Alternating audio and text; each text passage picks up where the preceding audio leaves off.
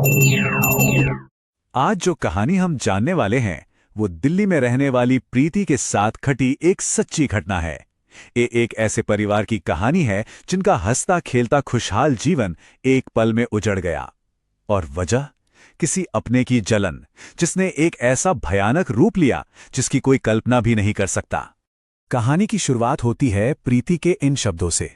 सोचिए, ये सिर्फ एक एहसास नहीं था, ये उस खौफ की पहली आहट थी जो उनके पूरे परिवार की जिंदगी को हमेशा हमेशा के लिए बदलने वाला था। चलिए आपको ले चलते हैं साल 2011 में दिल्ली के विकासपुरी इलाके में। यहां प्रीति अपने पति, बेटे और ससुर के साथ एक बहुत ही नॉर्मल और खुशहाल जिंदगी जी रही थीं।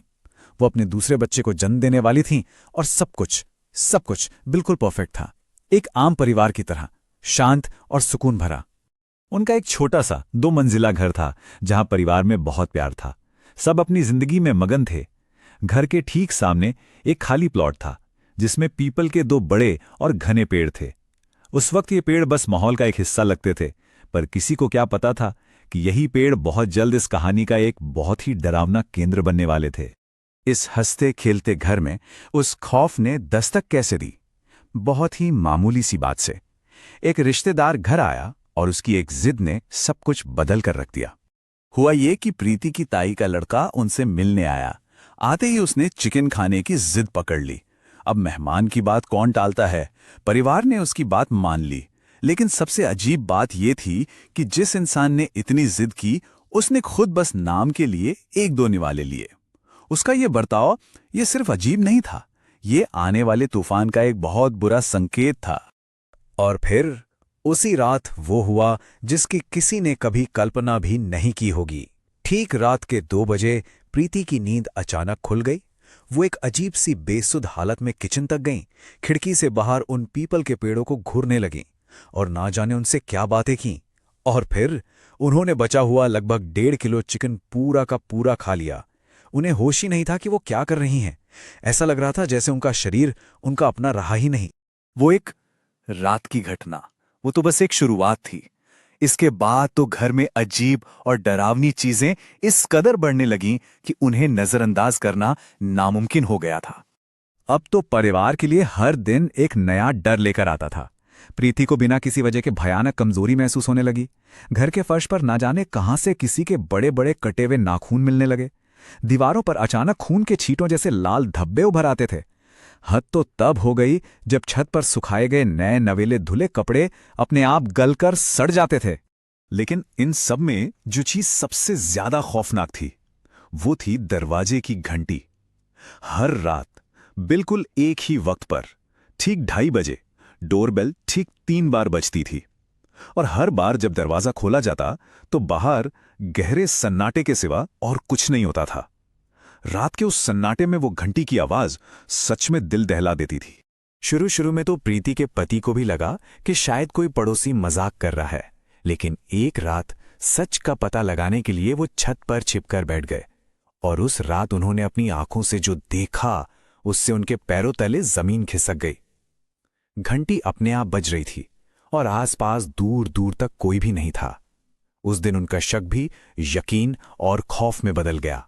डर का आलम यह था कि उनका वो भारी भरकम बेड, जिसे हिलाने के लिए 4 लोगों का जोर लगता था, वो अब जरा से वजन से ही ऐसे जोर जोर से कांपने लगता था मानो कोई भूकंप आ गया हो। आखिरकार डर के मारे पूरे परिवार ने उस बेड को छोड़कर जमीन पर सोना शुरू कर दिया।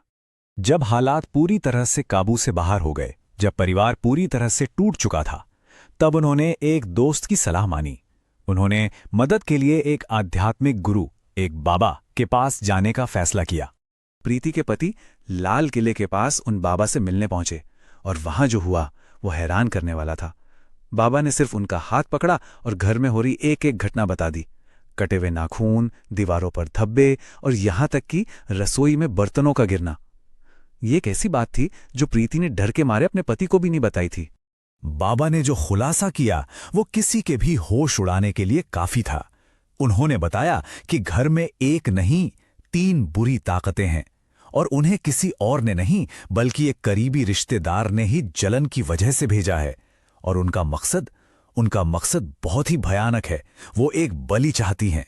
और वो बलि कोई और नहीं, या तो प्रीति का होने वाला बच्चा था या फिर खुद प्रीति की जान। परिवार अब एक ऐसे सच का सामना कर रहा था जो उनके सबसे बुरे सपनों से भी कहीं ज्यादा डरावना था।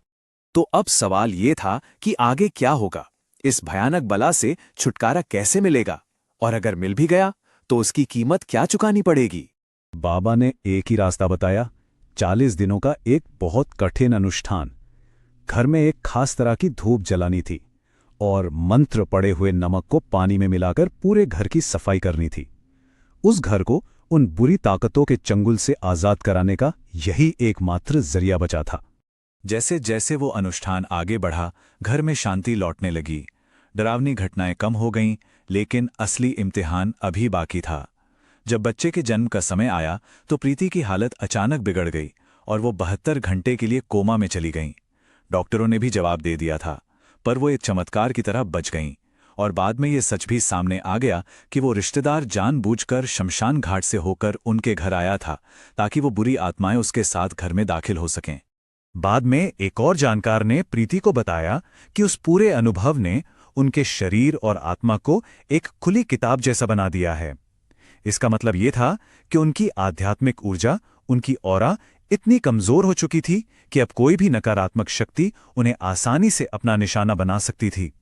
ये एक ऐसा घाव था जो शायद कभी नहीं भरने वाला था। परिवार ने वो घर छोड़ दिया, लेकिन असल में वो श्राप घर से नहीं बल्कि प्रीति से जुड़ा था। वो आत्माएं तो चली गईं, पर उनका असर आज भी प्रीति के जीवन में है। वो आज भी ऐसी अजीब समस्याओं का सामना करती हैं जिन्हें समझा पाना बहुत मुश्किल है। प्रीति की ये पूरी कहानी और उसका सारा दर्द शायद इस एक वाक्य में सिमट जाता है। ये जिंदगी की एक बहुत कड़वी सीख है कि कभी-कभी सबसे गहरा जख्म वही लोग देते हैं जिन्हें हम सबसे ज्यादा करीबी समझते हैं। और आखिर में ये कहानी हमें एक बहुत ही असहज कर देने वाले सवाल के साथ छोड़ जाती है। जब जलन और नफरत इतने गहरे छिपे हो सकते हैं, तो कोई इंसान किसी दूसरे के असली इरादों को आखिर कैसे पहचान सकता है?